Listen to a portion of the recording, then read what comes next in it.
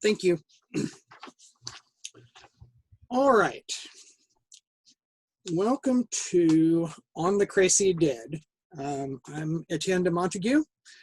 All of y'all know me, but someone may see this eventually who doesn't.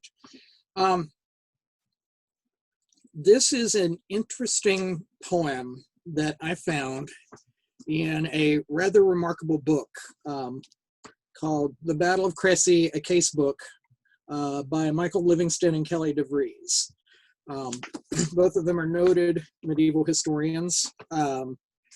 Livingston's at the Citadel, DeVries is at Loyola University. They've both published a lot on medieval topics. The cool thing about this book, and I kind of want to put a plug in for it, and why I think why it's great for a certain subset of us who like to do our history with getting our hands dirty, is that the book consists of close to 200 primary source documents that were written within a century of the Battle of Crecy. And the way they're presented is parallel text. On one side, you have the original language. On the other side, you have the English translation. There are minimal footnotes. There is minimal analysis. There are some chapters in the back that analyze some of the texts in there, but it's really, and they're in chronological order. So it's really neat if you want to basically have a single source of everything written down about Crecy in the century following it, as it was done, and you read enough of it, you start finding common themes. You start saying, hey, well, only the Italian bankers are talking about this particular aspect of the battle. Hey, this guy, he seems to have heard of this totally differently. So it's an interesting thing. But one of the early pieces in it is a poem called On the Crecy Dead. And I'm going to talk about, I'm going to try and put it into a little bit of context before we go into the poem. So for those who don't know, the Battle of Crecy, part of the 100 Years' War, was fought on August 26, 1346. And an exhausted and outnumbered English army under the command of Edward III faced what should have been elimination in the field. They faced a French army that was decidedly larger than them, near Crecy in northern France. Instead, the English triumphed in a victory that basically shifted the balance of power in Western Europe for the next century. Yeah, I apologize for jumping in here. I hope you don't mind. I just like to emphasize that point a little heavier, because it's not just the numbers and it's not just the balance of power. They broke the myth. They broke the worldview of the French nobility. And that's important to this poem, I want to note, because let me get to that. Yeah, you're not wrong. It broke the myth. It broke the French on a level that it's hard to note, that because we come out of an Anglophile history or an English-speaking historical tradition, so we tend to read the English side of the battle. Simple truth is, losers don't write about history. When going through this book, so much of the French pieces are almost mundane. Most of them, things like a bill sent to the French crown for horses lost in the battle, which I thought was interesting because apparently the crown needed to pay its knights for the horses they lost, which was kind of interesting. But anyway, yes, it was a devastating victory. And something that the analysis in this book does actually is cast doubt on many of the elements that are generally accepted. A lot of what we know about Crecy was basically created by the English in the 18th and 19th centuries, because when young English gentlemen started going on the grand tour of the continent, they would go to France and want to see where Crecy was. The local French had no clue, not really. It was something that had happened, and it was bad, and they didn't want to remember it. So we have a lot of English analysis and English propaganda building into it. But anyway, regardless of the doubts in the scholarship, what can't be disputed is the sheer scope of the victory and the vast number of French casualties, including the deaths of many notable figures. So this poem It appears in Recueil des Chroniques de Flandre, a collection of the Chronicles of Flanders. According to a Latin head note preceding it in the original chronicle, it was composed by a member of the house of Sir Jean de Hainaut, Lord of Beaumont in Flanders. It appears to be an early response to the events of Crecy, almost certainly written before the end of 1346, when the shock and horror of the battle was still fresh. The reason we assume that is there are references to things that we know from other chronicles happened in the immediate aftermath of the battle, like within days. There's no mention whatsoever of the English advance to Calais, which is where the English went after Crecy. So if we use those two things as kind of a marker, there's a good chance this was written very shortly after the battle, possibly as close as 3 days after the battle, and possibly on the battlefield itself, in the aftermath. The head note terms the work a copia rotuli, which means a copy of a roll, possibly indicating it was intended to serve as a mortuary roll, a notification of death that could be carried between monasteries and other places of worship, where the name or names of the deceased could be incorporated into intercessory prayer. In the case of nobility, these rolls could also take on particularly intricate and lengthy verse forms. If this poem is a roll of the dead, then it's a very early source. It would represent one of our earliest French responses to the slaughter. Such a scenario is attested by the poet himself, we'll see, because he writes about being in a hurry to compose an accounting of the dead, and he claims also to have firsthand seen the English tent which housed the many coats of arms of the dead. I mean, this is known from several sources that after the English won, they erected a big pavilion and they moved the French dead and their stuff into it. The poem is composed largely as an allegory that attempts to explain the totality of the defeat, what Malvin was talking about, how this basically broke the French myth. It's coming to terms with that, and it does it in an allegorical way. It gives us a list of the dead, including a number of lesser nobles who appear in no other sources. This is literally the only place history marks them, as well as sharp details of events on the field, like the death of King John of Bohemia and the struggles of the Prince of Wales. Little fun fact, the Prince of Wales, the traditional narrative that we get out of our English education is the young Prince of Wales fought at the Battle of Crecy and won his spurs there and was a hero. Prince of Wales darn near got captured. His banner was taken. He was essentially enclosed by the French because he went out and advanced too far. He was captured, and what saved him was that the French got into a squabble over who had the rights to him. And when they started fighting over that, his relief came and saved him. But Edward had that left out of all of the official English narratives because it made his son look bad. The writer of this poem is identified in it simply as a court musician. He identifies himself in the poem as a man named Colin, C-O-L-I-N-S, and that he was a man well experienced in the composition of memorial verses. Unfortunately, that is literally all we know of the man. 14th century record keeping. So let's talk a little bit about the figures that are going to appear in the poem.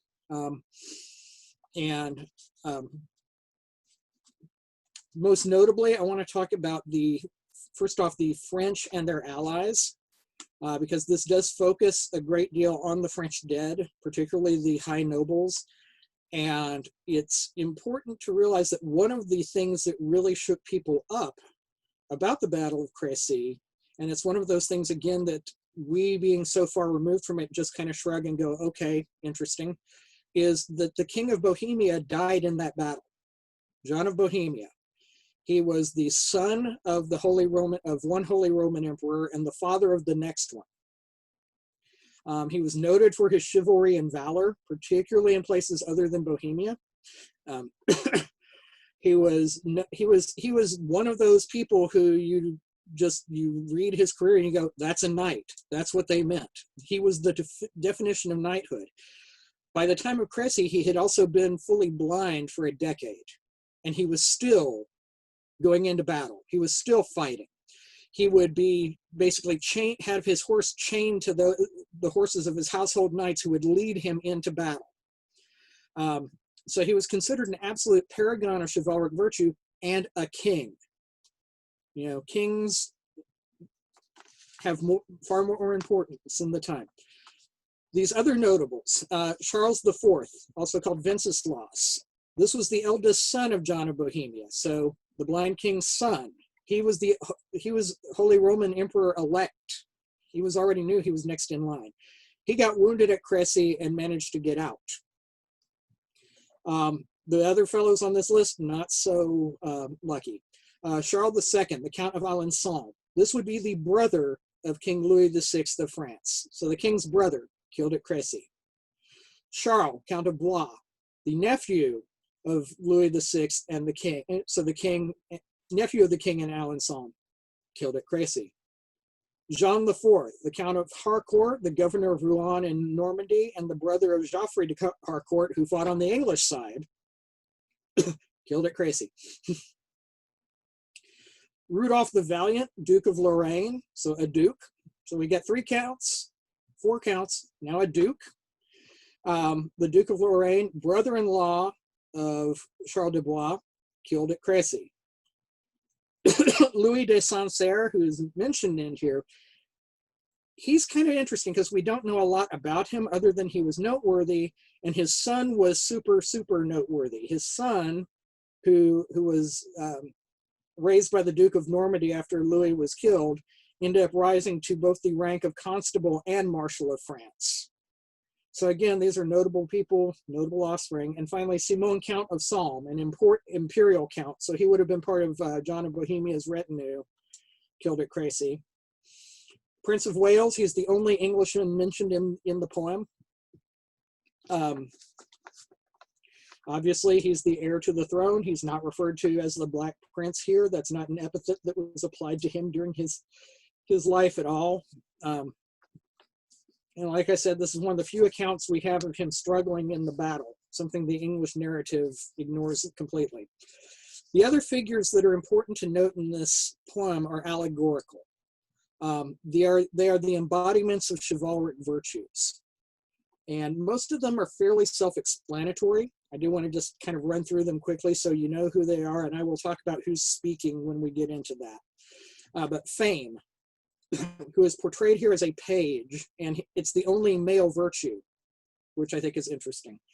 The other virtues are prowess, self-explanatory, largesse, loyalty, courtesy, joy, vigor, which is mentioned but not portrayed, honor, who is the queen of the virtues, and nature.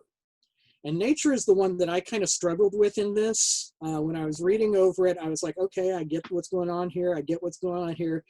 I don't get nature at all.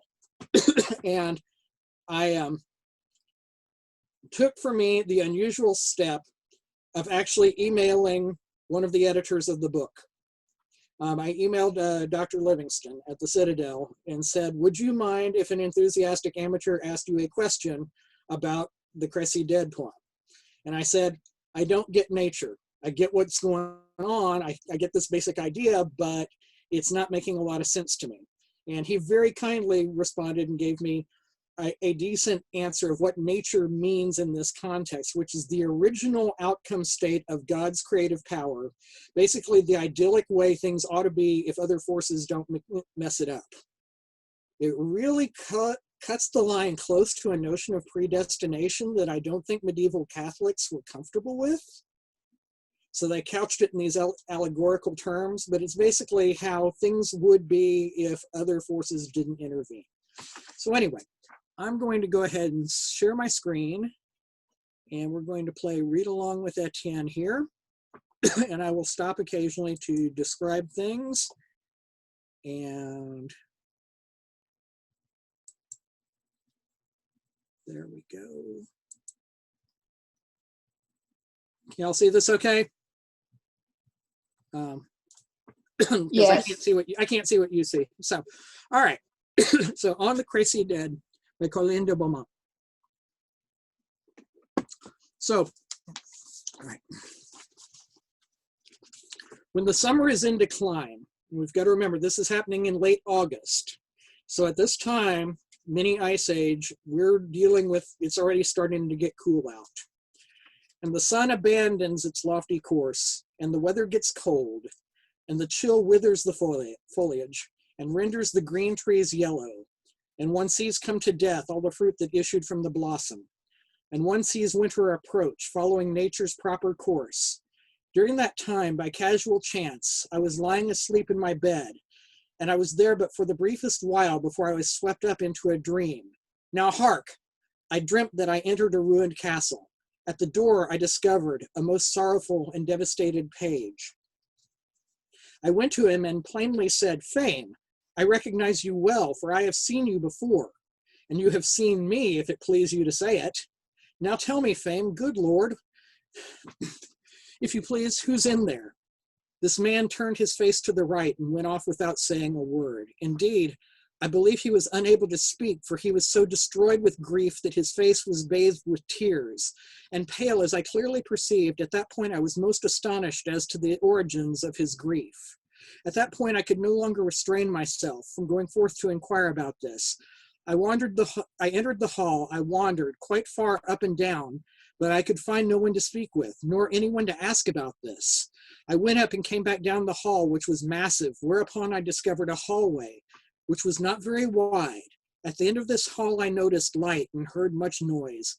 I went straight in that direction, for I greatly longed to know the truth behind this matter. I saw a closed room.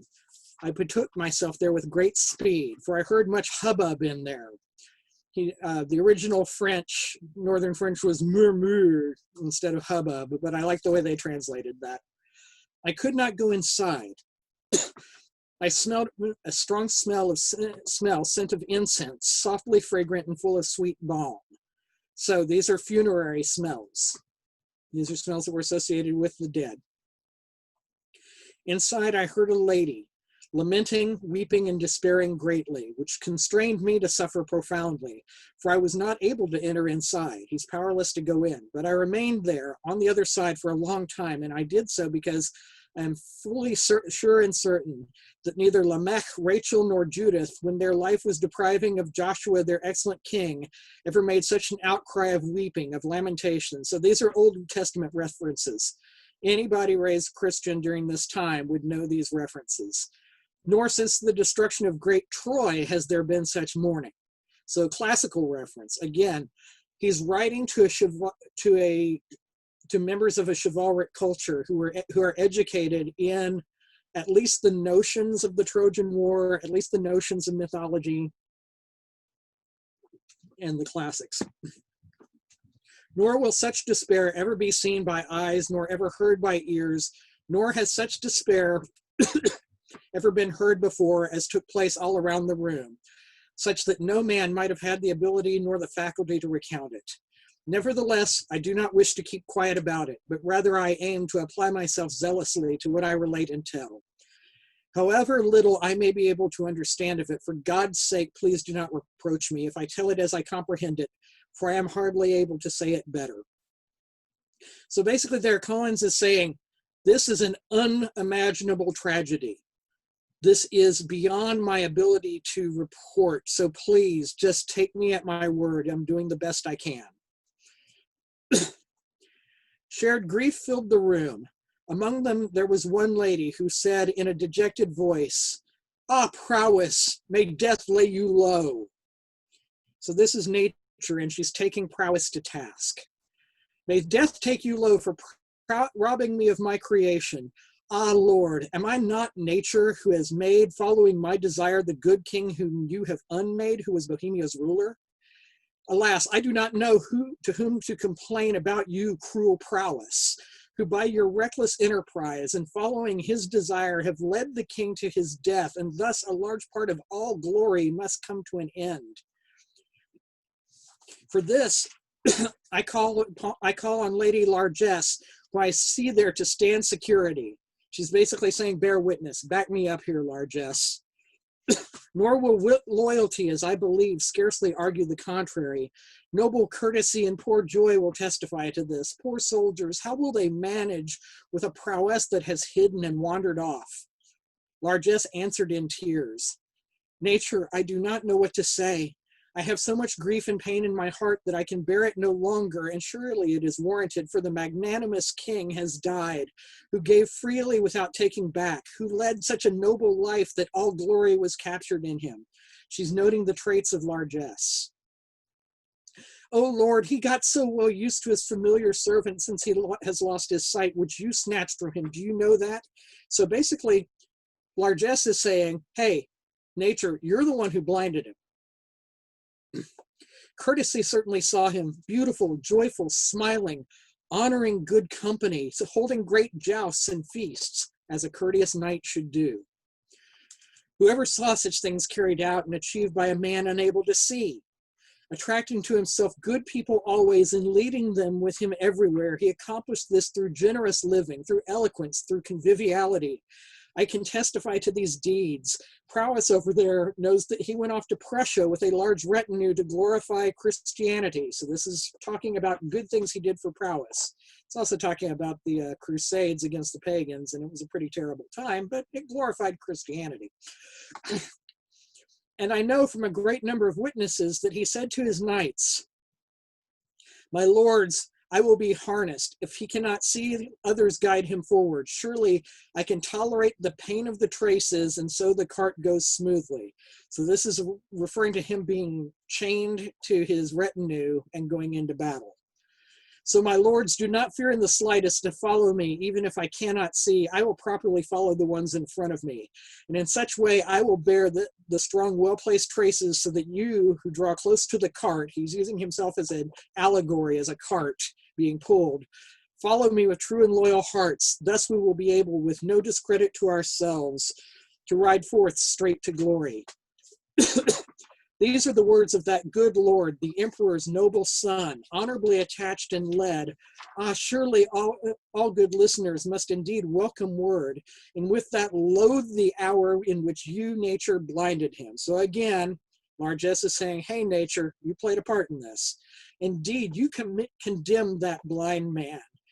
You will never blind a man so great, and I thereby lost a champion so beautiful that he has no equal. Unable to see anything, he played dice games to keep his people happy. That's a trait of joy. And he went on to hand out gold and silver to everyone around him without holding anything back. Again, prowess praising him. Nothing worse could have happened to me than to lose him, because I do not find, nor do I see, another man who would similarly fulfill my wishes by his generosity. And therefore I tell you to your face, nature, do not forget to tell everyone to join wretched largesse in her mourning. That one who once was lofty is now laid low. And as you can see, I do not see loyalty anymore, nor hear the song or voice of either joy or courtesy. Ever since the man who was praised, glorified, and honored by all, who was a king, son of the emperor, passed away, it is meet and right that we all mourn together. And certainly you should be doing the same, and prowess too should not hold back from mourning. It seems to me, let us all then weep together over Emperor Henry's son. You weakened the eyes of his head, but not those of his heart. I love that line. Nature responded. So nature's going to snap back now. In no way do I want to proclaim your mourning. In other words, she's saying, if you wish to mourn, don't look to me, ask fame to do it. Make fame your messenger. I am preoccupied enough with my own grief. Behold prowess, my opponent, who loved him. And alas, I loved him so much that I clouded his eyes so he would abandon his arms. In other words, nature is justifying blinding the king, saying, I was trying to make him stop fighting. And last through later years. But prowess and also vigor, this is the only time vigor is mentioned, this is the only time her name gets dragged into this, did not thusly suffer the idea, and so they steered his body in such a way that he ended up dying because of them, and thus they led him plenty. Prowess, why was it never enough for you? You had led him into so many places that you knew his valor well. You had properly tested it. You had found him loyal and perfect in all feats of arms, wherever they were taking place. For a long time, that is certain. You know he suffered much pain, always in your service. In Lombardy, in Austria, one hears good talk of these deeds. In short, he was so perfect at wars, at tournaments, at jousts, and in the same manner at all the virtues which perforce incline to lofty honor, and he who wishes to learn his true name should call him the new Alexander. So again, we're praising him with classical references. Why did you, and there's a break in the record, such a man? Tell me, prowess, to your knowledge, you led him entirely without hindering him into Prussia against the unbelievers. Now he is dead, having been entirely unable to see. Because of you, loyalty knows it well. Ah, loyalty, come forth. Am I telling the truth? Yes, lady, without a doubt. The loyalty is almost entirely consumed with grief here, so she doesn't expound on his traits because maybe his loyalty was self-evident. I therefore intend fully to lament him more than anyone else. I see fame there before you. Ask him if he is acquainted with that man's life. I am not able to tell you anything more about it, for my heart is so filled with the sorrows, and he surely deserves to be mourned by me, for I know well that all his life he served me with a loyal heart. Fame can certainly tell you that. At that point, Fame came forth and at that point, Fame, who had crossed into the room, leaving me outside, came forth and responded, "Indeed, nature, it was so. I know it well, for I saw him crying to his people, 'Charge! Lead me into the thickest fray, or otherwise drop my reins and chase my horse forward. God, keep me from turning back. I wish to die here. I can do no better than in the presence of my true Lord, and I can testify to his end being such. Prowess made him do it all.'" All right, now Prowess speaks up. Prowess, who could not keep silent, told nature, heaving a sigh, "You have only your creature to mourn. Had he lived through the battle, and this have you not considered? Would it have been honorable or shameful? In other words, if he'd lived, would he have the glory he has of dying in battle? But I instructed him differently. Now, Fame, tell me if you would, when I saw his lords in the fray, and the standard of Alençon get trampled to the ground, then the ranks of Flanders, of Blois, of Harcourt, of Lorraine and Sancerre, and of the good Count of Salm break in the plain. Shields and helmets cast upon the ground, lords perishing. Fame, tell me, should I not have been guiding him and no one else?" So she's basically saying there was too much to do in the battle. Yes, he went forth to glorify prowess, but all these other men were doing it too. I was trying to handle everything.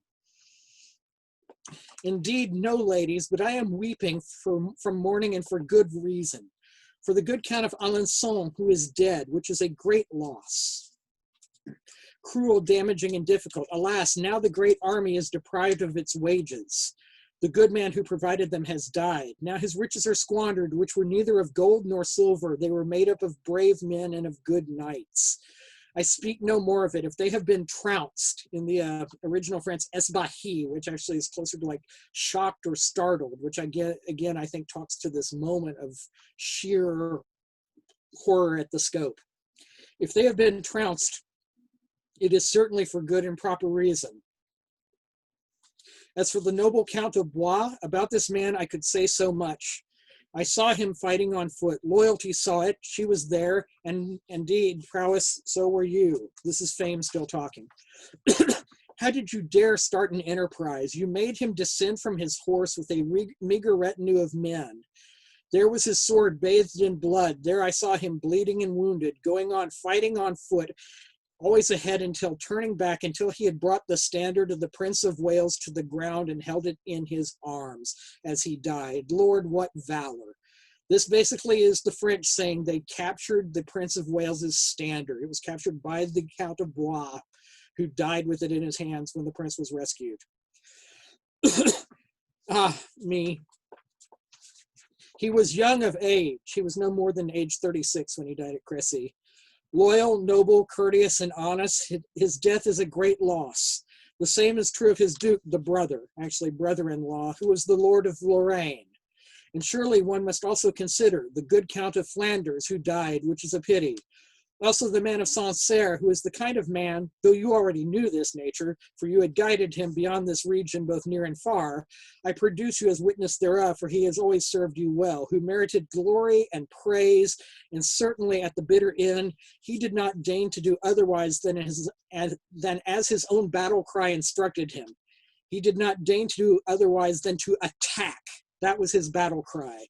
Thus he maintained it for as long as he lived, and he never broke it. Therefore, no one should weary of praising him at high court. And thus always, sorry, and thus also the Count of Harcourt, who passed away, which is a loss, who is as noble, was so noble and so courteous, loyal, noble, and of such high status that he could not have been a better man, and who died there without assistance in the same way you led the Count of Salm to die in the thick fray, whom I saw commanding his people so well that no one could imagine it being better. May the Lord pardon him all his misdeeds, for he died there at your instigation. Ah, Lord, so many fine men died there who I observe remembered here, that never in the realm of France has such a loss occurred as I see here. This is true. This was the greatest loss of life France had suffered in centuries. And I think the parts before that Fame we're talking about are useful because I think they have to be based on the accounts of eyewitnesses who saw these men go down. You know, it doesn't have the fancy. It's too horrific. It's too practical and to the fact. Fame said Prowess, I do hear you. Now have you spoken your fill? Are you done? Indeed, I have been listening at length to Lady Nature and Courtesy and Loyal and Happy Largesse, who are all complaining about me together. But surely it seems to me that this grief should stay with me, and that I should be mourning the dead and lamenting. There is good and ample reason for it, for they were my charges and they died in my service. Let anyone say that I should be at fault, and so that this quarrel may be concluded, let us go before the Queen, lofty honor, who is our sovereign lady. If she judges that I might be to blame, I will not seek to speak about this further. I see her sitting over there. Let's go. At this point, they all arose and came before Honor, who was seated on a throne, and she gave them much joyful welcome when she saw them arrive all together. Nature could not hold back and renewed her unrestrained mourning. Weeping, she calls on the Queen. She protests and complains against Prowess. You'll notice the change of tense. It's just moved to present tense from past. This is the only two lines that this happens in the poem. It is, I've had someone check the French and the tense does change, so the thought is that this is perhaps done for emphasis.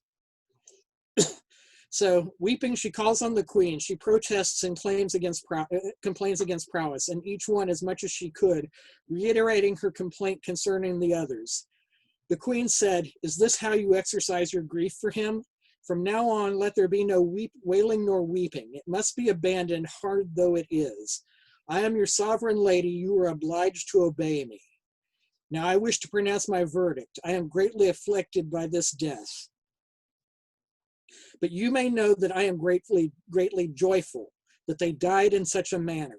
Now it is meet and right that we esteem their life which has thus ended, and by their end their life has been refined, as much as fine gold is.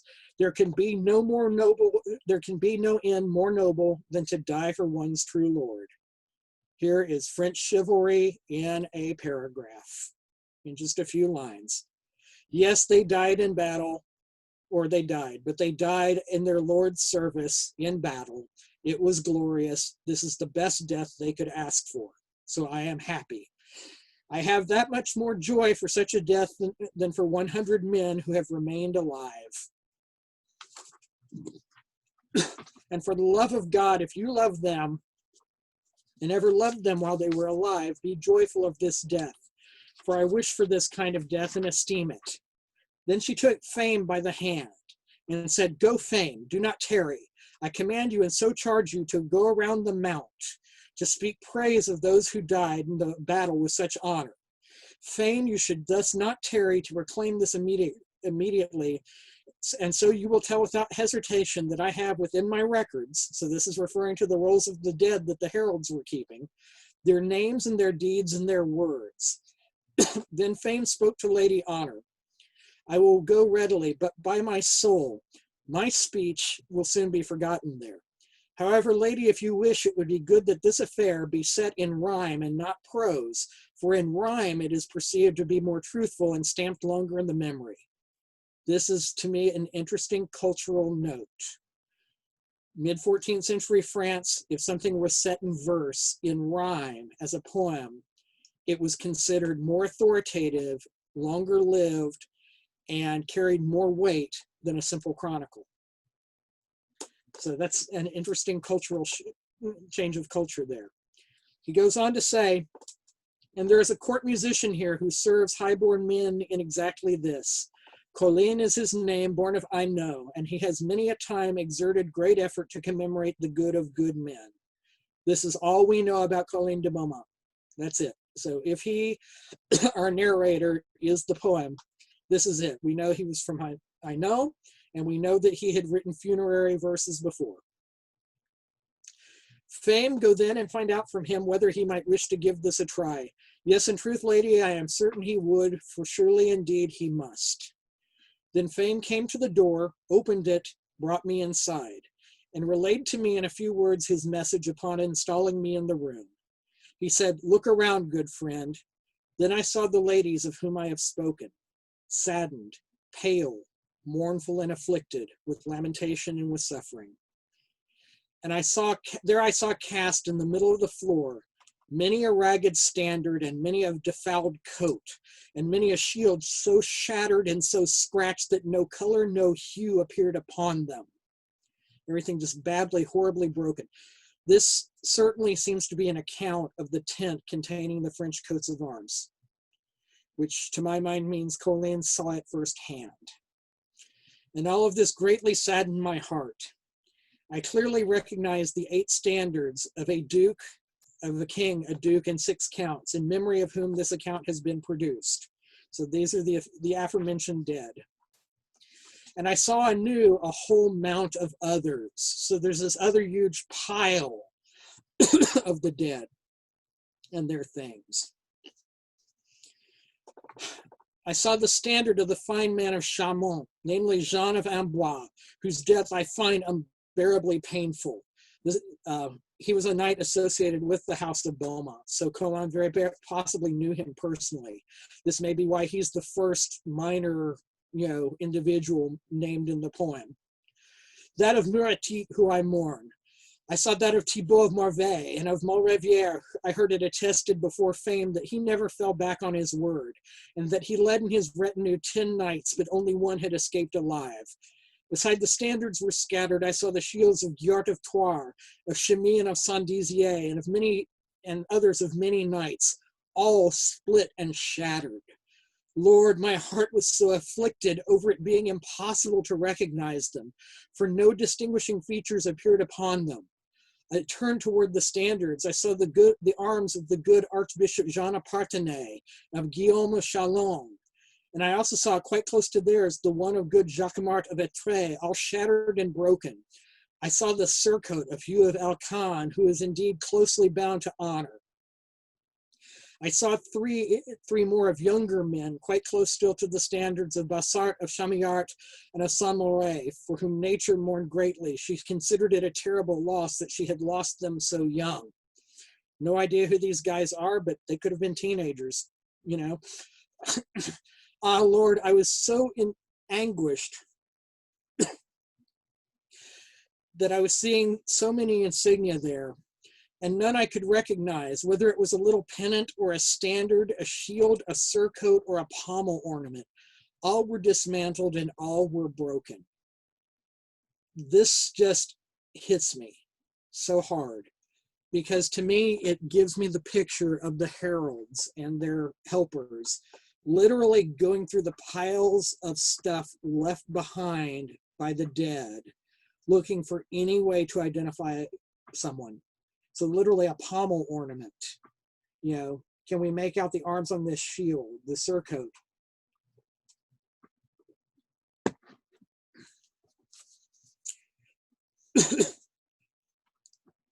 In this way, I gazed around and I noticed Guillaume Guénant beside his son altogether. So father and son dead. Charles beside Guillaume Turpin, and Guy of Laval, brother to Herpin. I also found Beaumont and Champenois. But it was with great difficulty I could even establish whether or not these were really them.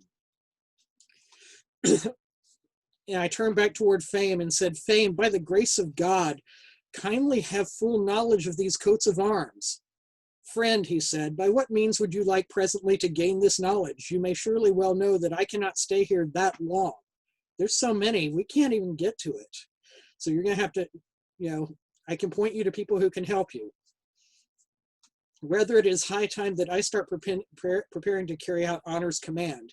But tell me now, I ask of you, did you see as you looked from the mount to the valley, the royal standard bearer who carried the royal banner, who was named Renaud de Saint-Marc, and further Guillaume Guénard, who bore the standard of Thouars, Abalas and that of Cruy, and Robert and Jean of Picquigny? Those were prisoners killed there because over each occurred such a discord as to who would have the two, that I not note that lest it be forgotten that thus was each killed. So these were men who were taken prisoner and then killed in the arguments over who would have their ransom effectively. Again, it's just noting the absolute horrors of the battles.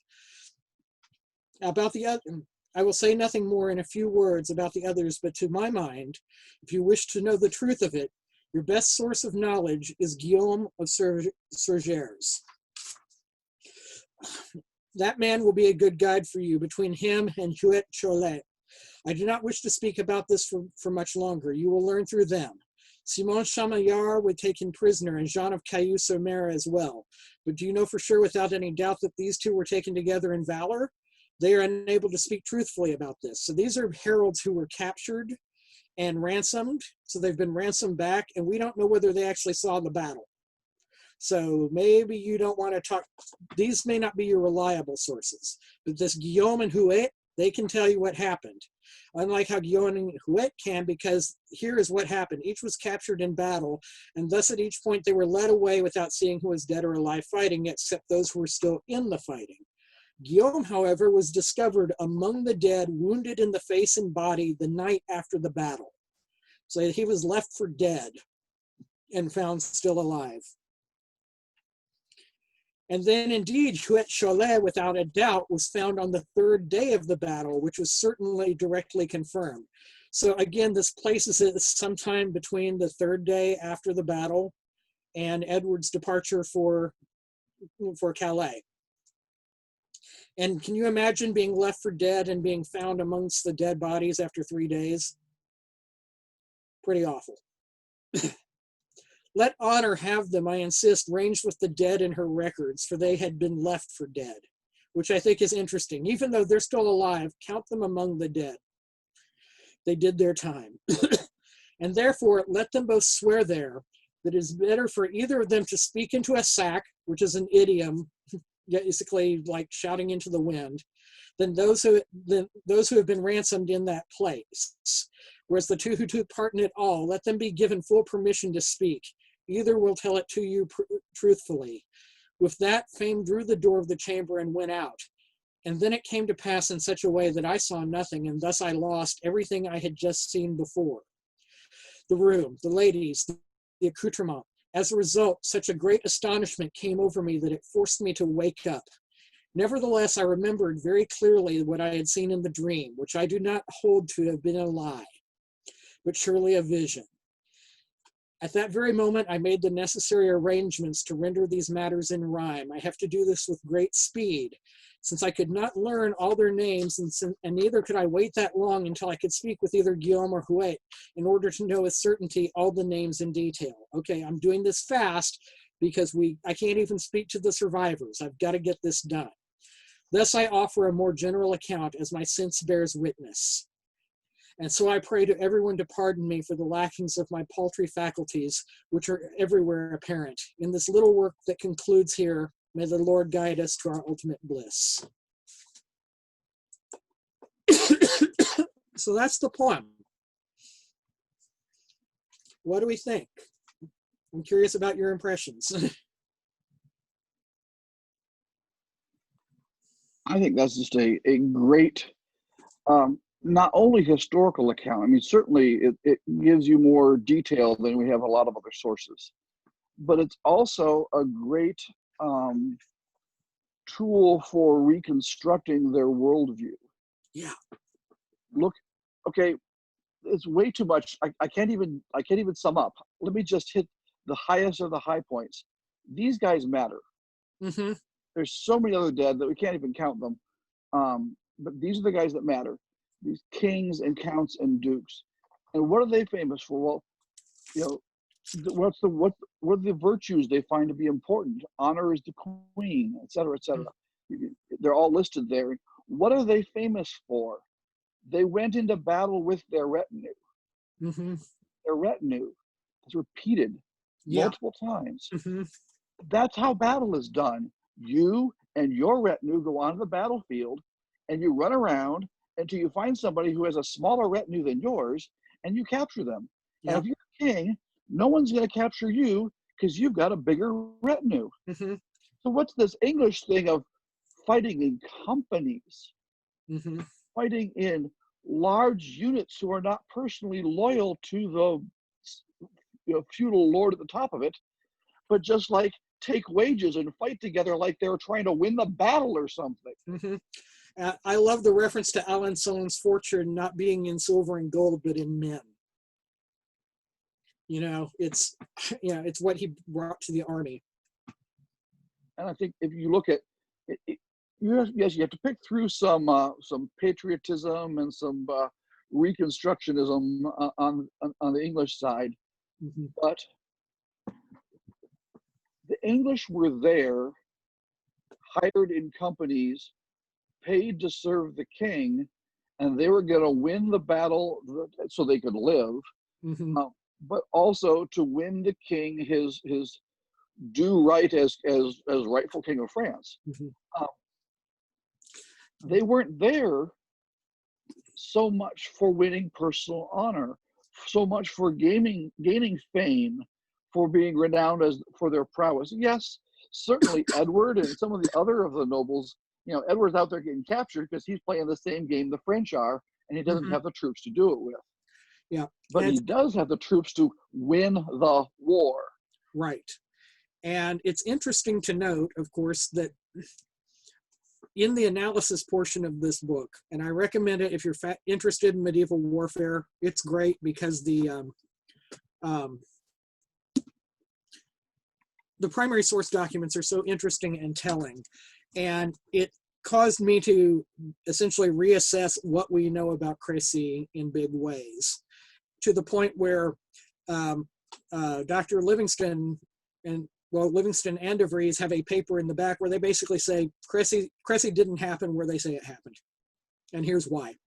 It happened a couple of kilometers that way, because that fits the chronicles written closer to the time, which is it's an interesting break. There is some debate about it, but again, the narrative is interesting. One of the things that we lose track about with Crecy is that the English were horribly outnumbered, but they picked their ground. They were the first on the battlefield. The French were approaching them. And when you were the defensive force, you did everything to make the battlefield optimal for what you had. But again, that's Vigetius. That's a Roman approach to battle. Mm-hmm. It doesn't say anywhere in the romance of Alexander or the stories of Lancelot anything about picking your ground before the battle. Right. You know, again, we've brought two armies to a field, but they're both playing different games. Exactly. And in fact, there's evidence in the Italian chronicles, which are important because the Italians were bankrolling Edward III, and they had vested interest in this. The Italian chronicles mention the English using a tactic which is more associated with like the Hungarians and a little bit later called the Wagenburg or the Wagenburg, the wagon fort, where basically they took their baggage carts and made a wall out of them with a narrow opening. And according to the Italians, the English had their guns, and we know they had guns at Crecy.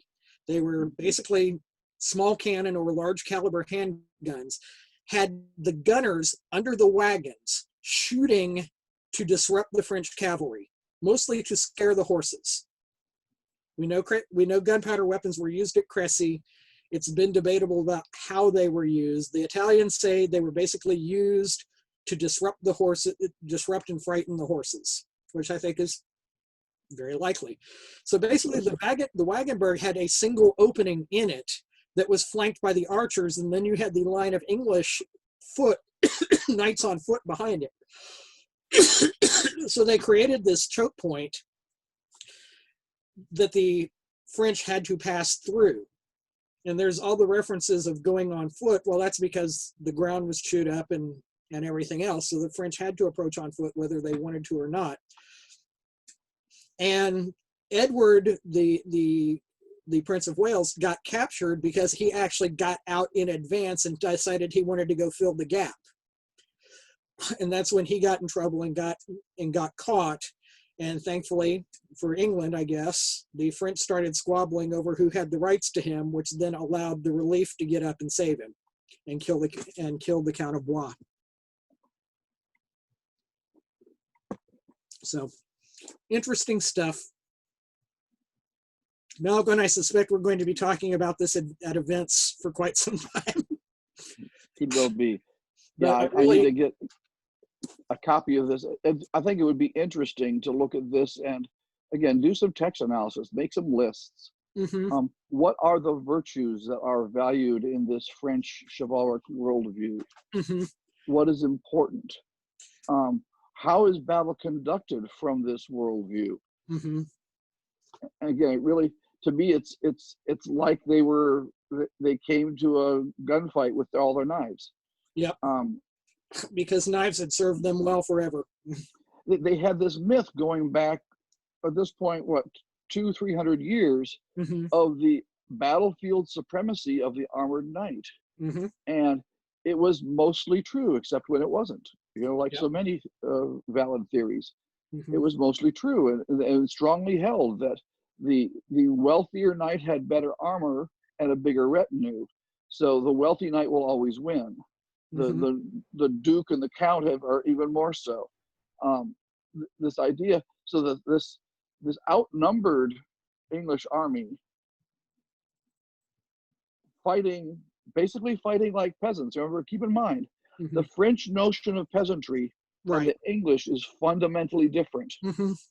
Because the Norman aristocracy in England is a very thin veneer yep. over a Definitely. culture that believes that the peasantry and the nobility are close kin. They are related. They right. speak the same language. Mm-hmm. In France, ever since the Frankish conquest of Celtic, post-Roman Gaul, mm-hmm. there's a much bigger divide. The peasantry is literally a different ethnicity from the nobility, and they are much more oppressed, shall we say. Yeah, exactly. So you never see French nobles arming French peasantry with weapons and arraying them in an army on a hilltop. Nope. That'd be a really good way to get French nobles killed. The English can do this because if you give the English yeomanry longbows and say, hey, we're going to France, you can make a lot of money, they'll fight for you. Yes, indeed. I think the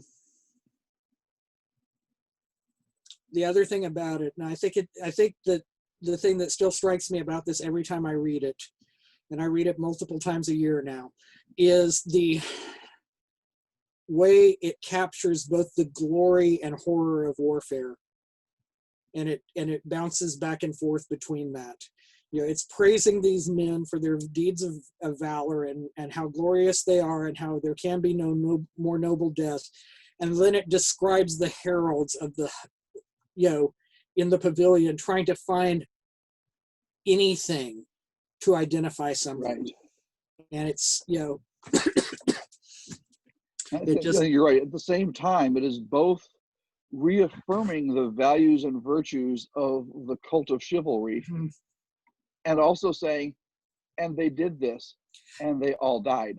Yeah, it reminds me of honestly, it reminds me of reading articles and news stories after the September 11th attacks, where they talk about these bits of individual heroism and who these people were who died, and then talk about the horrible, painful efforts that the coroner's offices were going through to just try and identify someone from the tiniest body part, or the tiniest DNA sample. And this was the French 9/11. I mean, it really was. Yeah, okay. And the thing is that, France would go on to two fairly monumental defeats in the 100 Years' War at Poitiers and Agincourt. Both of those were important in their own ways, but neither of those had the same impact. In Poitiers, the King of France was captured and held for ransom, and that certainly disrupted the political landscape in many bad ways.